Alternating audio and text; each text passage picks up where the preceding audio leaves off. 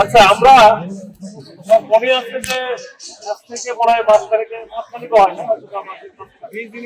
আমরা 20 দিনের মতো হয়েছে আমরা একটা ত্রিপক্ষীয় শান্তি চুক্তি করেছিলাম নাকি?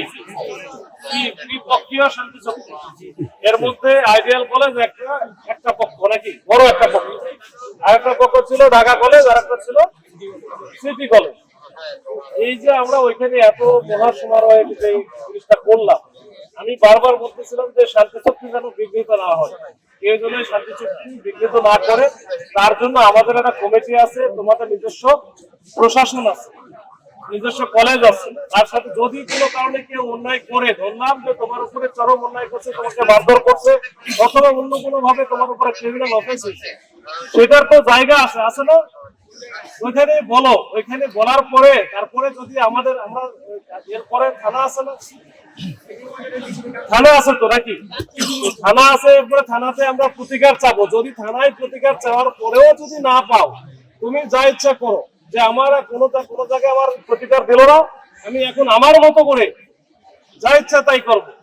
কিন্তু দেশ তো এটা আমাদের, এটা একটা শান্তিপূর্ণ এবং সুশৃঙ্খল একটা দেশ।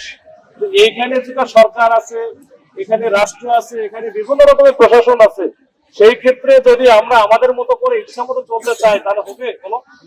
তোমরা ভাই, আমি বুঝছি তোমাদের অনেক কথা আছে, আমি জানি তোমরা আমাদের সন্তানের মতো, আমাদের ছোট ভাইয়ের মতো, এবং আমরা কখনোই চাই না যে তোমাদের মধ্যে নিজেদের মধ্যে যেমন গন্ডগোল হোক, ইভেন আমাদের মধ্যে আমরা কখনো আসছি, যদি কোনো ঝামেলা না হয়, আমরা পুলিশ কখনো আসে এসে তোমাদের সাথে মারামারি করতে যায় বা তোমাদের অযথা মারতে যায়।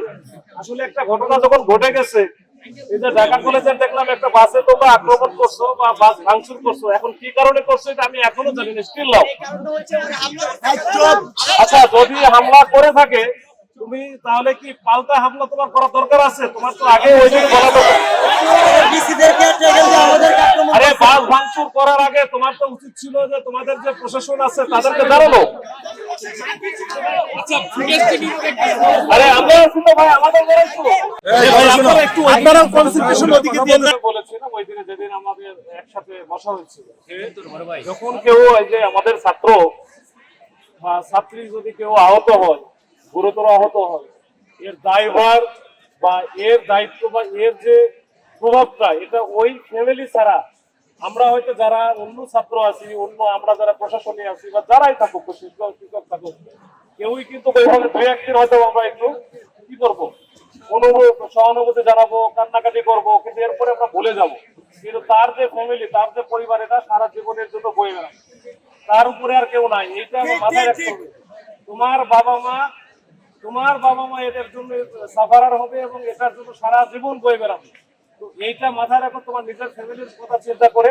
তোমার এই যে আরো অন্যান্য যে সহপাঠী আছে, হয়তো এখন এরা খুব দেখাচ্ছে যে এটা হলো সেটা হলো, তুমি যাকে মারতেছো বা যার কাছে যাচ্ছ, সেও তো কোনো কারণে মায়ের সন্তান, বাবার সন্তান নাকি?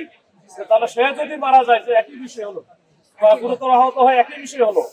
তোমরা সবাই থাকো, এখন এখানে আমরা পুলিশ আছি কি যেন এই বিষয়টা যেন না হয়, যেন এই যে তোমরা নিজেদের মধ্যে দ্বন্দ্বে লিপ্ত না হও, মারামারির জন্য না করে, এটার জন্য তো পুলিশ, তো আমরা আছি। এখন আমাদের সাথে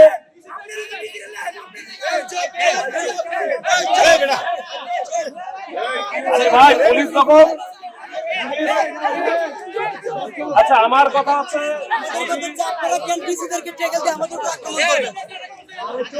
আচ্ছা শোনো, ওইরকমই যদি হতো,